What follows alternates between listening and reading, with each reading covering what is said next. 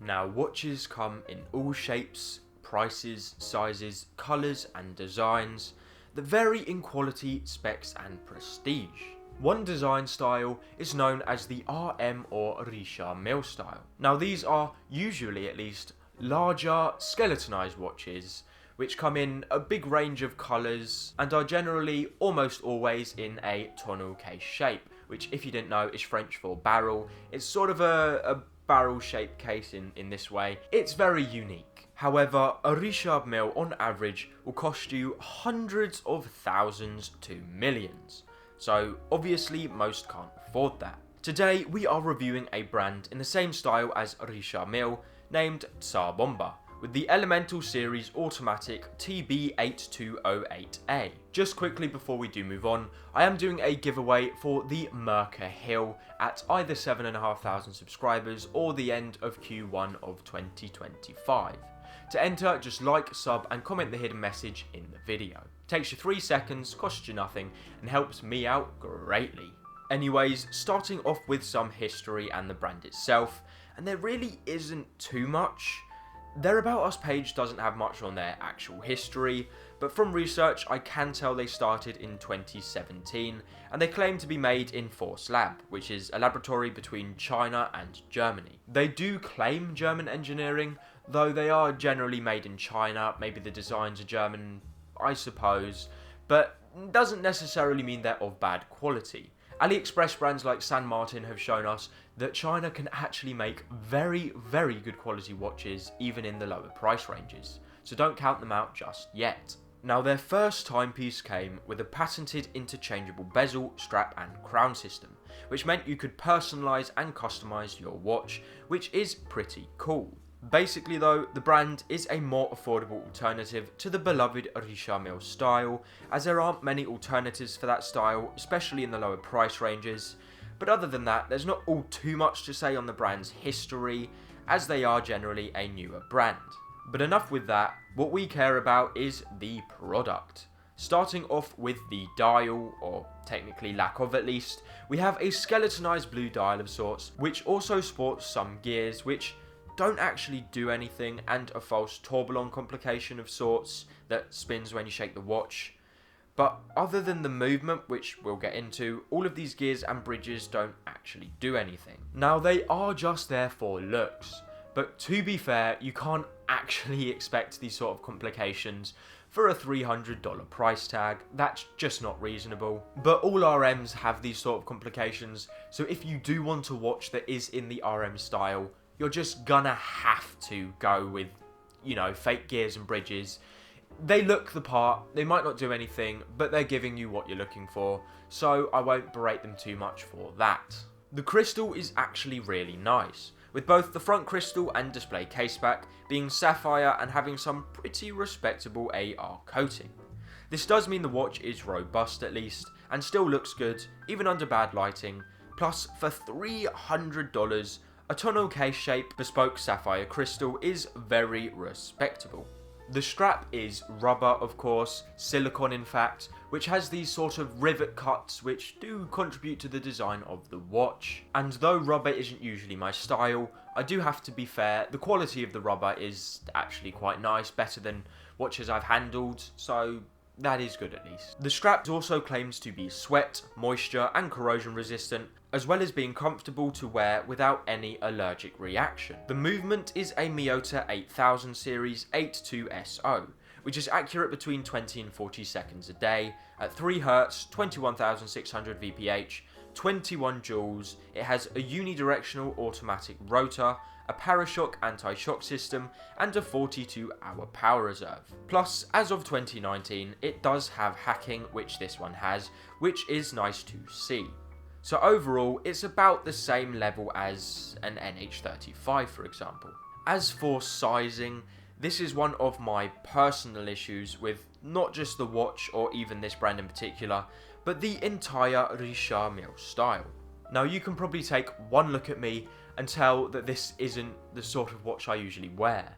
I normally go with more dressy, elegant pieces. I like a lot of vintage Piaget, Vacheron Constantin, Patek Philippe, vintage Rolex, the smaller models, 34mm, 36mm. Those are the sort of watches I wear. So a futuristic, massive, skeletonized watch that's on rubber doesn't really suit me, quite obviously. However, I do understand that a lot of people love that sort of design. RMs are popular for a reason, not just for pricing. They are generally quite loved for the way the designs look. Even though I don't get it, I know some of my viewers here will, and I know some of you do appreciate that design language, which is why I decided to go for this sponsor. Because even if I don't like the design of the watch, I can just comment on the actual objective quality and make of the watch, even if I don't like the design, and you can choose the design for yourself if you like it. Anyways, that aside, this is a massive 50.5mm watch, including the lugs, which technically are integrated because of the rubber strap, but yeah, it's 43mm in diameter, as well as 15.5mm thick. So I would recommend smaller guys to stay far away from this, but then again, this just isn't my style, and on all of the pictures and in person, everyone I see wearing Richard Mille or Richard Mille style watches, they always look disproportionately huge to me. So maybe I just don't get the style, I just prefer smaller watches. If you think that these being larger on your wrist suits you, then go for it, there's nothing wrong with the sizing. The packaging is decent enough, you can't expect much in this price range, but they have a sort of Forks leather wraps what I would assume to be plastic box, with a little cardboard 2-year warranty card, which all watches come with, and a mini pamphlet with some stuff about the watch. The shipping is free, and it came wrapped very, very well, so you needn't worry about the watch in shipping. It will get to you safe and sound, I can tell you that with certainty. The packaging for this was nigh indestructible. As for other specs and finishing, we have 50 meters of water resistance, which isn't too bad, and then some Alpha Luminex lume, which is quite good. As well as that, it is of course the expected 316L stainless steel. However, as you can see, mine is rose gold tone, which I can only assume upon inspection to be PVD coating. The finishing is actually also pretty decent for the money, with some very basic but very clean straight brushing, and some nice contrast with polished edging around the timepiece. Overall, the finishing isn't absolutely insane like San Martin in the price range, but it's by no means bad, very all-round decent. I'd probably say it's on the level of the more affordable Seiko 5 and the high-end Orient. My opinion on the brand is this: they make good quality products, right? The finishing is very decent, the specifications are good, and the sizing is, I suppose, what people are looking for in that design language. There isn't anything absolutely mind-boggling, but nothing bad either.